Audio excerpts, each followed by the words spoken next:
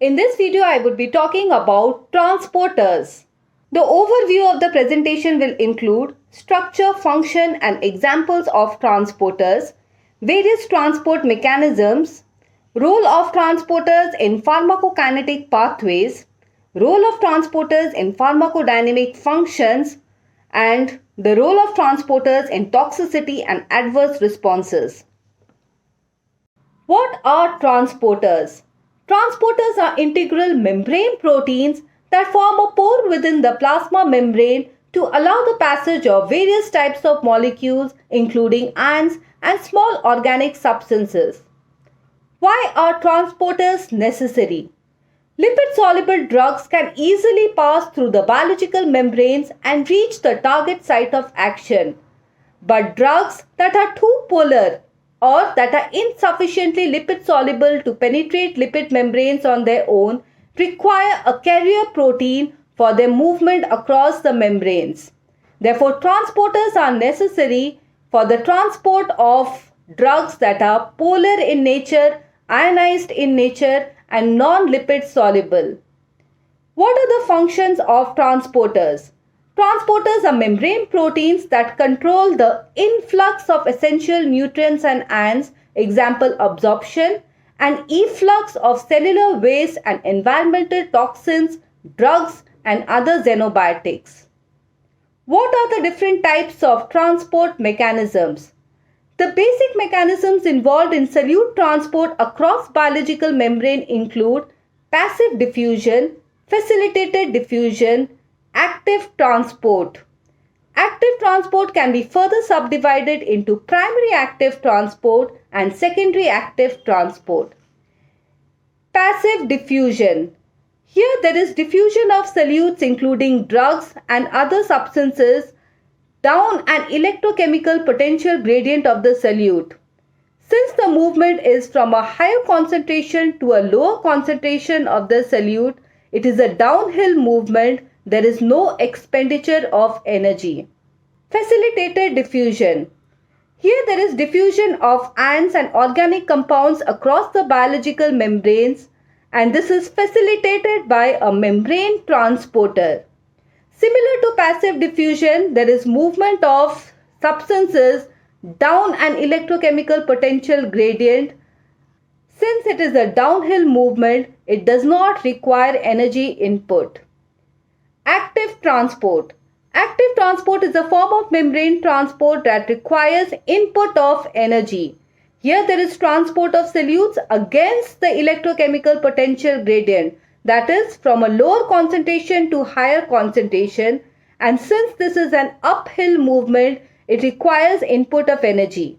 It is further subdivided into primary active transport and secondary active transport.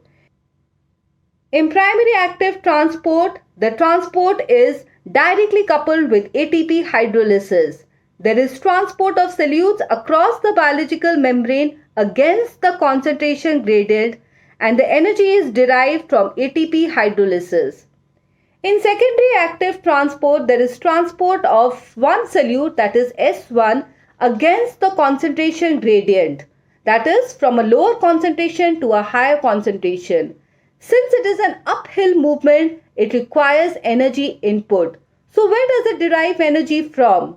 It derives energy from the transport of second solute, that is S2, in accordance with the electrochemical potential gradient. So the inward movement of S2 produces energy to drive the movement of the substrate, that is S1, against its concentration gradient. Types of transporters. Transporters are broadly classified into ABC, that is ATP binding cassette transporters, and they mainly function as efflux transporters. The second family includes SLC, that is solute carrier transporters, which primarily function as influx transporters. Examples of ABC transporters are P-glycoprotein, MRP, that is multi-drug resistance protein, BCRP, that is breast carcinoma resistance protein, CFTR, that is cystic fibrosis transmembrane regulator protein. P-glycoprotein is one of the widely recognized ABC transporter, also known as MDR, that is multi-drug resistance protein. It functions as an efflux transporter, expressed primarily in certain cell types such as in the intestinal epithelial cells, where it pumps the drug back into the intestinal lumen, inhibiting the absorption of the drug into the systemic circulation. It is present in the liver cells, which facilitate the excretion of drug into the bile, in the cells of the proximal tubule of the kidney, where it pumps the drug into the urinary infiltrate. It is localized in the capillary endothelial cells composing the blood-brain barrier, where it pumps the drug back into the capillaries, into the blood circulation. So what are the functions of P-glycoprotein? 1. It acts as a protective barrier for the brain by restricting the entry of xenobiotics into the brain, protecting the brain from the harmful effects of drugs and toxins. But the role of P-glycoprotein may be a disadvantage for drugs acting in the central nervous system, because P-glycoprotein acts as an obstacle to the penetration of drugs into the brain. So P-glycoprotein restricts drug access to the central nervous system. There is limited drug delivery to the brain, resulting in subtherapeutic brain concentration of the drug. If P-glycoprotein can be inhibited with drugs such as verapamil, the entry of drugs can be facilitated and therapeutic response can be maintained. Important substrates of P-glycoprotein include calcium channel blocker, digoxin, cyclosporin, dabigatran, and loperamide.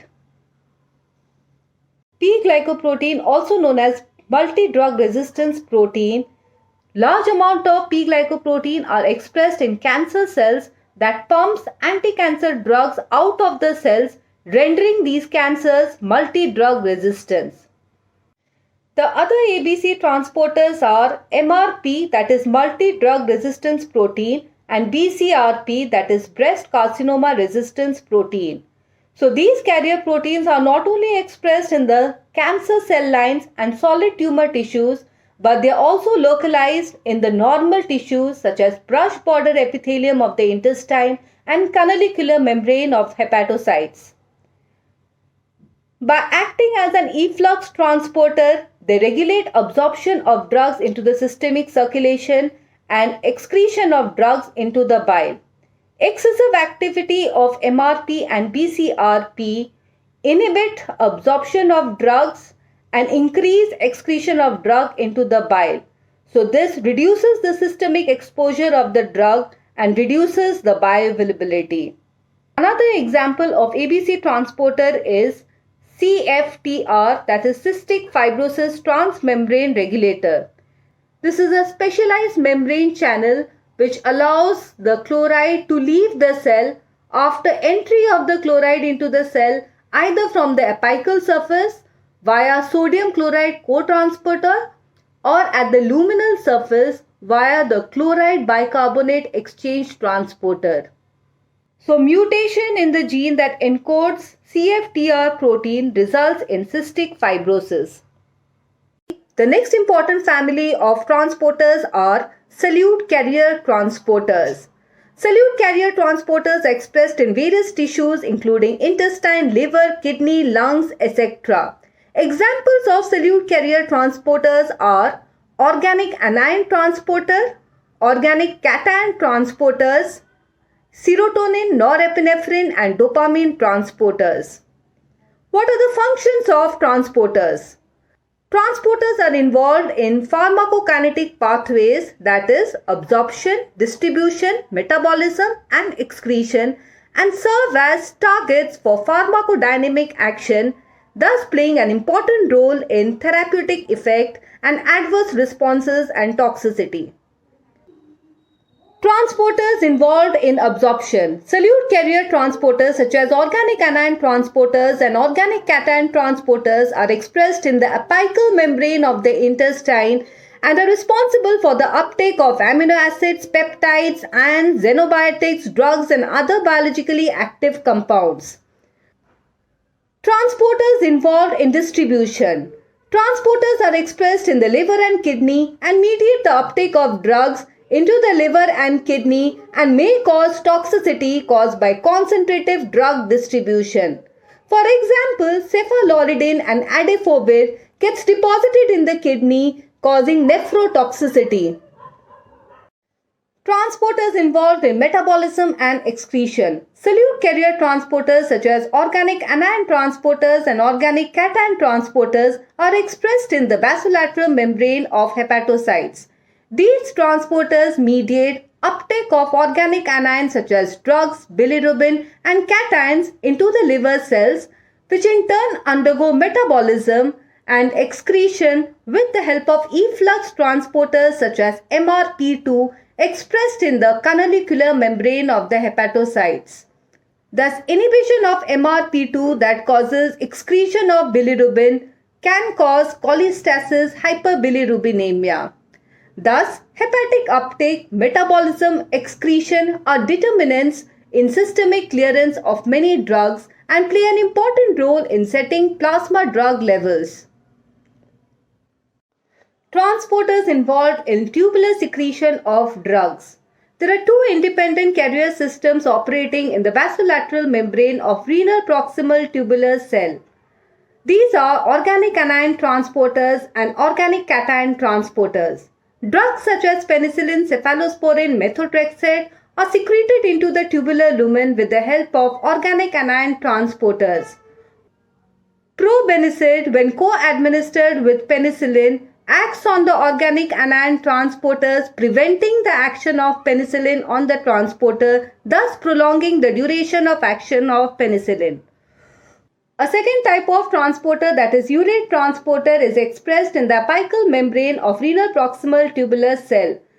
Urate transporter is responsible for reabsorption of uric acid into the blood circulation. Probenecid, by blocking urate transporter, increases urinary excretion of uric acid, and this action is responsible for the uricosuric effect of probenecid. Transporters have a role in pharmacodynamic action of various drugs. Neurotransmitters are synthesized and packaged in vesicles in the presynaptic neuron and released into the synaptic cleft by the fusion of the vesicles with the plasma membrane. Transporters of SLC family, including norepinephrine transporter, serotonin transporter and dopamine transporter, are involved in the reuptake of neurotransmitters into the presynaptic neurons. Through reuptake mechanisms, the transporters regulate the concentration of neurotransmitters in the synaptic cleft and are responsible for therapeutic effect. For example, Desipramine, a drug which inhibits norepinephrine transporter, increases the concentration of norepinephrine in the brain and is useful for the treatment of depression. Serotonin transporter inhibitors such as fluoxetine, paroxetine treats depression by inhibiting the reuptake mechanism and increasing the concentration of serotonin in the synaptic cleft. Tiagabin, a drug which is useful for the treatment of epilepsy, blocks the GABA transporter, increasing the concentration of GABA in the brain and is useful for the treatment of epilepsy. Loop diuretics act by blocking sodium-potassium chloride cotransporter, which operates in the luminal membrane, thus increasing the excretion of sodium, potassium and chloride, and this is responsible for the diuretic action of loop diuretics. Proton pump inhibitors that treat peptic ulcer act by inhibiting hydrogen potassium ATPase pump, thereby decreasing the secretion of acid. Statins are cholesterol-lowering drugs and act by inhibiting cholesterol biosynthesis in the liver, whereas exposure of smooth muscle cells to statins may cause myopathy. Therefore, presence of organic anion transporters expressed in the liver cells enhances the uptake of statins into the liver cells, thus maximizing the action of statins in the liver cells and reducing the risk of myopathy. Transporters can also play a role in drug-drug interaction. For example, loperamide is a peripheral opioid used in the treatment of diarrhea.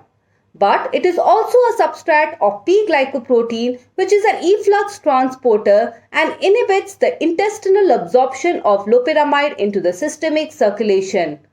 Co-administration of quinidine with loperamide increases the absorption of loperamide into the systemic circulation by inhibiting P-glycoprotein, thus increasing the risk of side effects such as respiratory depression.